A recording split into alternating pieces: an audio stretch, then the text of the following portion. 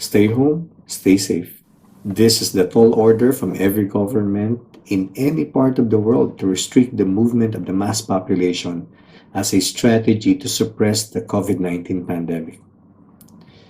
Everyone is advised to stay in their respective homes, observe social distancing, and avoid physical contact with anyone from outside to prevent the spread and or contracting the virus that continue to claim lives. But did we all know that the same order is given to us by God? Yes, exactly the same order to stay home, stay safe.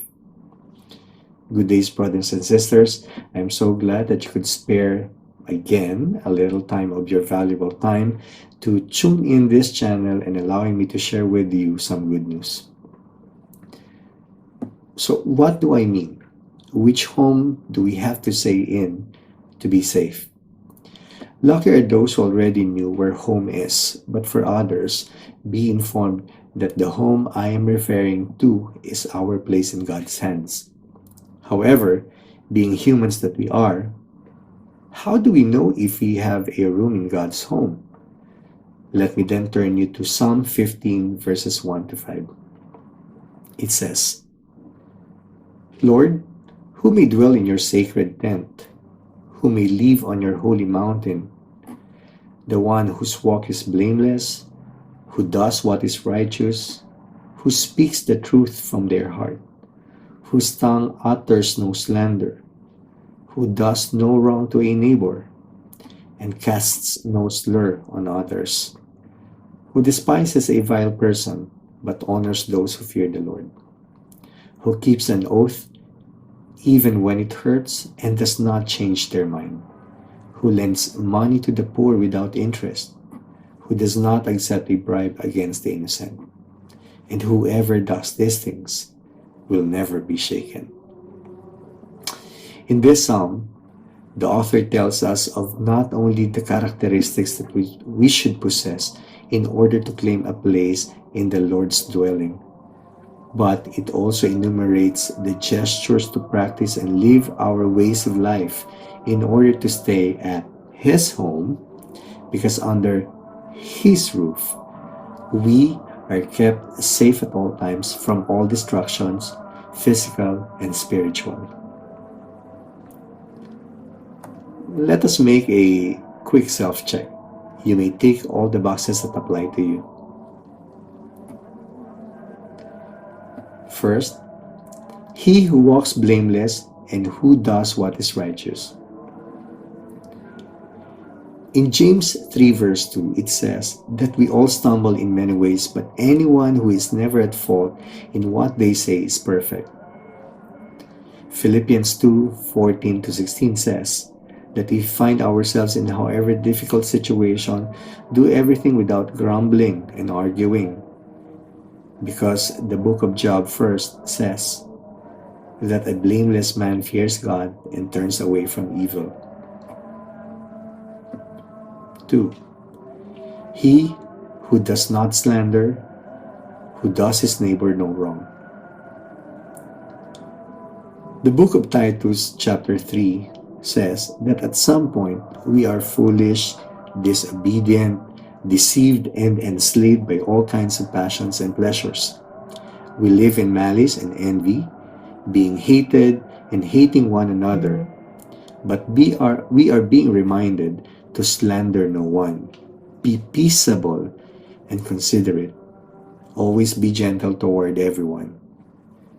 Because James 4 verse 11 says that he who speaks against a brother or judges his brother speaks against the law and judges the law. Number 3, he who despises a vile man but honors those who fear the Lord. In Luke 16 verse 13, we will find that no servant can serve two masters, for either he will hate the one and love the other, or else he will be devoted to one and despise the other. Remember, we cannot serve God and wealth.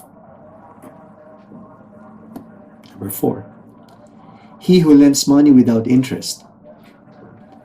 1 Timothy 6, verse 17 to 18 says that if you are rich in world's goods, be a generous giver and share with others. Because those who lend money generously and conduct their business fairly will not be overcome by evil, according to Psalm 112, verse 5. And last, he who does not accept a bribe against the innocent. Exodus 23 verse 8 says that a bribe blinds the eyes of the wise and perverts the words of the righteous. And Proverbs 15 verse 27 says that the greedy brings ruin to their households. So, what do you think? Do you have all those characteristics? Once again, the scripture says that whoever does these things will never be shaken. Also, the scripture reminds us to walk the talk and practice what we preach. Being a Christian is only one part of us. Living the Christian life is everything else. And again, if you have seen the first video that I did, I call upon those who are still blinded by the goodness of the world.